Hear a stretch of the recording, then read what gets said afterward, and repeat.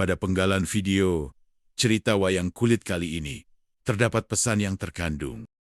Ketika dapat menyadari dan menerima kehidupan, maka tak ada lagi ketakutan yang terdorong dari keinginan.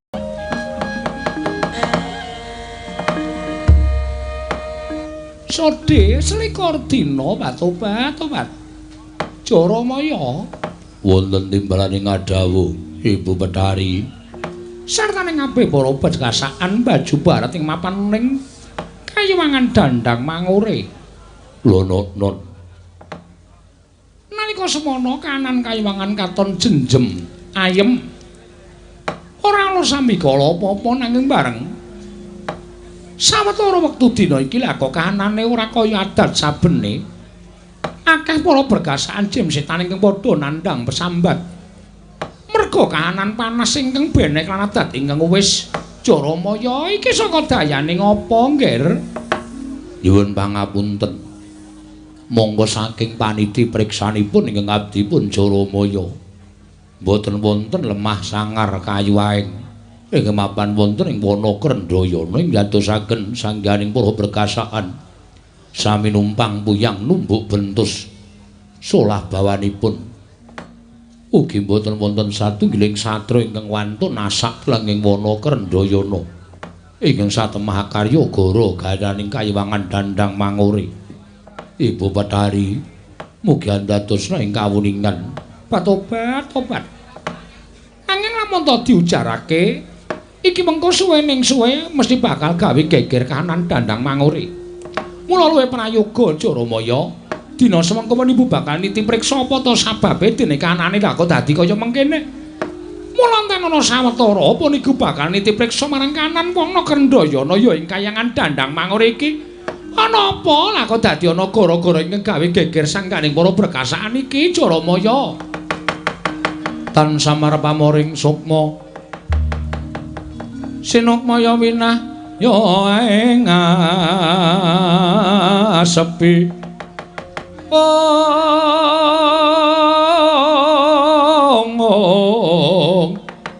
sumipen telenging kalbu pambukaning warana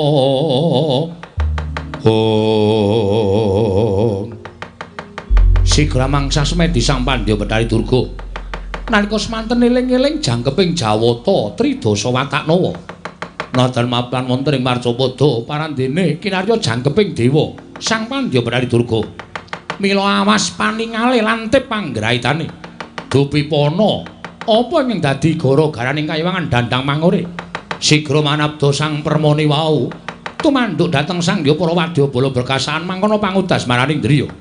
Tobat ora pati ndugamana Jaramaya wonten dawuh Kayuwangan Dandang Mangure tunggunen ana sawijining titah pujangkara ingkang mangsa semedya ning telenging wana Krendaya tak prepekane wigatine apa ya Jaramaya. Lho nggih ngestaken dawuh Pandya Betari.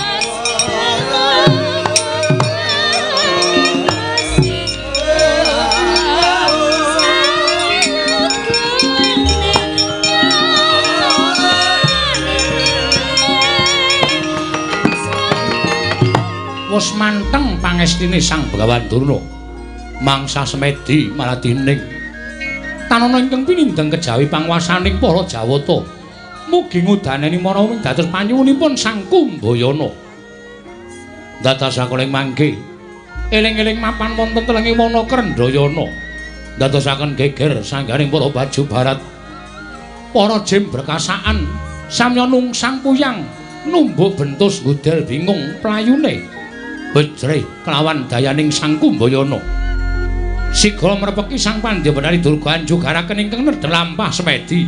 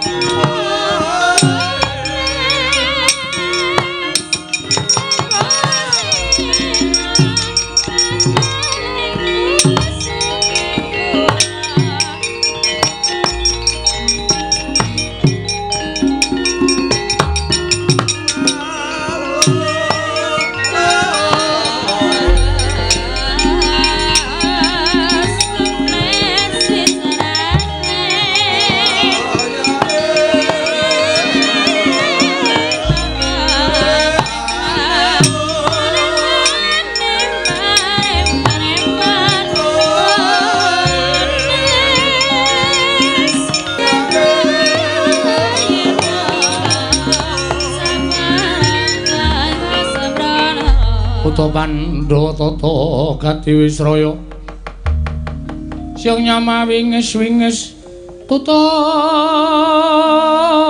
mengolir kuwasela mangling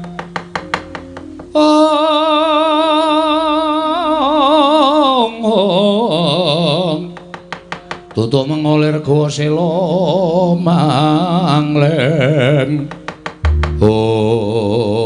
Sode selikur dina patobat Durna Kumbayana wonten dawuh Pandya Betari karya geger sangkaning para baju barat nganti padha nungsang puyang playune lah kok jebul putuku saka lima nglakoni tapa ning taking wana Krendayana patobat ora kaya adat sabene lah kok dadi manter pangestimu kowe duwe sedya apa Begawan Durna mara kagem matur marang eyangmu Pandya Betari Durga. Kula nyuwun pangapunten Pandya Betari. Menawi anggen kula lampah tapa wonten ing telenging wana Krendaya menika adamel geger sangganing para baju barat. Menika sanes niat kula. Jernyatanipun niat kula menika manteng kula kunjaken sanipun Gusti supados sak mangke saged ngudaneni dhateng menapa ing dados panyuwunipun ing abdipun Kumbayana. Kowe duwe sedya apa Begawan Durna? Oh inggih wale-wale menapa Pandya Betari? Estunipun kula nuwun sewu lho. Estunipun kula menika namung badhe kepengin napakaken gesang kula tegesipun kula menika badhe pinardawa kamulyan kula. Jernyatanipun kula menika namung gadhahi putra setunggal inggih menika pun Bambang Swatama. Monggo nyatanipun Swatama menika kula budidayakaken supados samangke kagungan derajat pangkat. Kula upayakaken supados samangke Swatama menika pikantuk inggih menika derajat pangkat saking Narendra Krisna Prabu Duryudana ewadene lah kok dumugi semanten menika dening wonten kamulyan kabegjan ingkang cumentel wonten anak kula Swatama. Tumuli mrentro sak lebeting manah kula dinten samangke menika kula kepengin mengku satunggiling garwa malih Pandya Betari. Tobat. Apa ora nyawang karo kananmu to Begawan Durna? Kowe iki wis sepuh. Kowe iki wis tuwa. Wong tuwa ki mung kari napakake marang kamulyaning urip tegese yen wis entuk kamulyaning urip ming kari njangka marang sampurnaning pati. Lah kok dadi malah werna-werna penjangkamu Durna. Oh, nuwun sewu Pandya Betari menawi mboten mekaten. Samangke menawi kula menika namung gadah putra setunggal namung Swatama kemawon. Tartemtu mangke menawi Swatama menika mboten saged kedunungan derajat pangkat tanpa badhe cures tedhak turipun Begawan Durna. Mila dinten samangke kula nyuwun tulung dhateng Pandya Betari Durga saged mitulungi dhateng penjangka kula. Sumados samangke kula saged kasembadan jawab kaliyan satunggiling wanita, samangke kula saged bebranaan peputra tuwin nggadahi wayah ingkang sakalangkung kathah. Ingkang mekaten saged dipun jagaken kamulyanipun Begawan Durna Pandya Betari. Ya to yen pancen kaya mengkono aku saiki tak takon karo kowe. Terus wong wadon ngendi ning dadi lenging ciptamu mara coba kowe matura. Mengko upama bisa tak gayuhake pun ibu bakal mbudidaya supaya penjangkamu mau kelakon. Menika saestu Pandya Betari. Iya tenan Durna. Oh, matur sembah nuwun Pandya Betari. Blaka suta kemawon. ingkang tansah gumana musik wonten ing manah kula ingkang pasuryanipun menika mboten nate saged ical saking paningal kula. Boten sanes kejawi namung kula nuwun sewu. Putri saking negari ing Pancala inggih menika ing mapan wonten ing Kasatyan Madukara ingkang namipun Dewi Wara Sri Kandi. Inggih Sri Kandi menika ingkang dados wating manah kula. Kagyat risang kapirang urin angkul kinempit-kempit dosang reknaning bawana. Oh kose Durna kose kowe iki ra ya eling to Durna, kowe lagi ora lagi lali. Mboten kula nembe mboten kesupen. Lah kok dadi kowe matur karo aku yen to kepengin mengku garwa Wara Sri Kandi. Mongko kowe ngerti dhewe Wara Sri Kandi ki wis winengku garwa dening anakmu dhewe Jajanaka. Ya si Arjuna. Lah kok dadi malah tok rusak. Nggone bebrayan Janaka karo Wara Sri Kandi kowe bakal mengku Wara Sri Kandi. Nuwun sewu Pandya Betari. Upamanipun kula menika Blakasuta, Blakotang terus terang dhateng anak kula pun Janaka. Jernyatanipun Janaka menika murid ing ngabekti dhateng Bapak Guru. Murid ing tresna dhateng Bapak Guru. Mboten nate nyelaki dhateng dawuhipun Bapak Guru.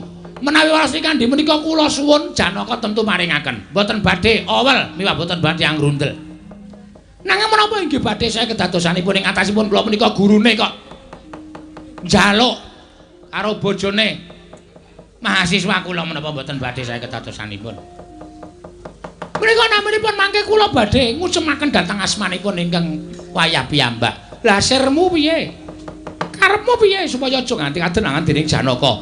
Wara Sri Kandi badhe kula cidra. Wara Sri Kandi badhe kula cidra. Namung menawi kula wujud Begawan Durna kados mekaten menika, tartemtu mangke menawi kadenangan Nayaka utawi Punggawa Madukara sami alok yen to Begawan Durna nyolong Wara Sri Kandi menapa mboten banger bacin asmanipun ingkang wayah pun Begawan Durna Pandya Betari Durga. Mangyat kurda suruma pangga wakut kati nomawuya iro wang oh Durna kula wonten maring adhawu kowe aja wedi kangelan yen kowe ora kepengin wujud Begawan Durna mandya ucape Betari Durga tak sebda dudu wujud Begawan Durna kowe.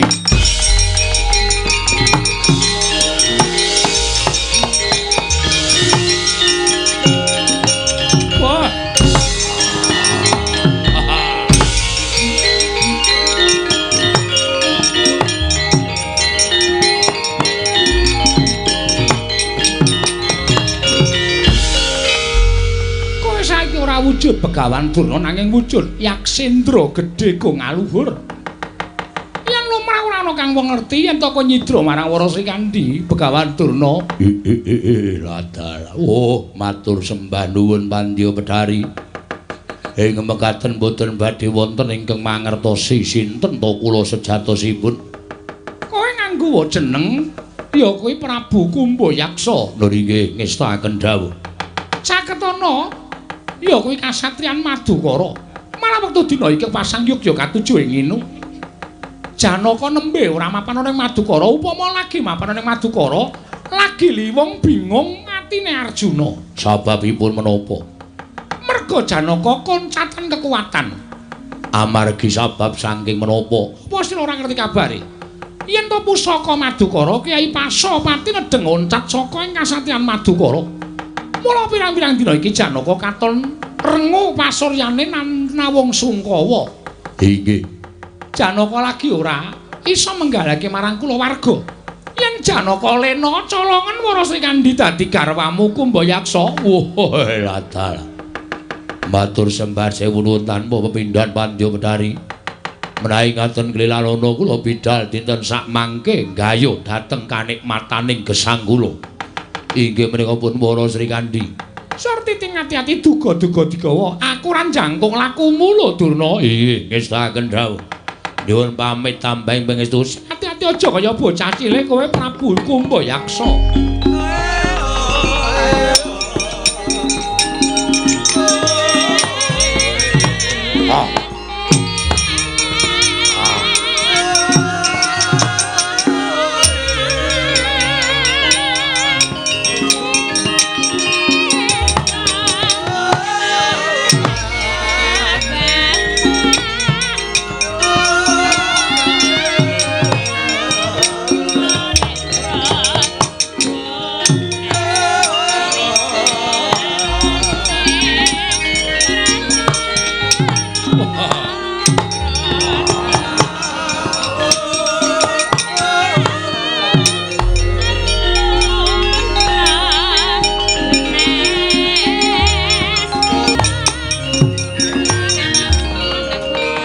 Maruta Pandhawa tata gati Wisraya Indriyaksa Sara Maruta Pawana Bana Margana Samirana lan Warayang Wisikan Magulingan 5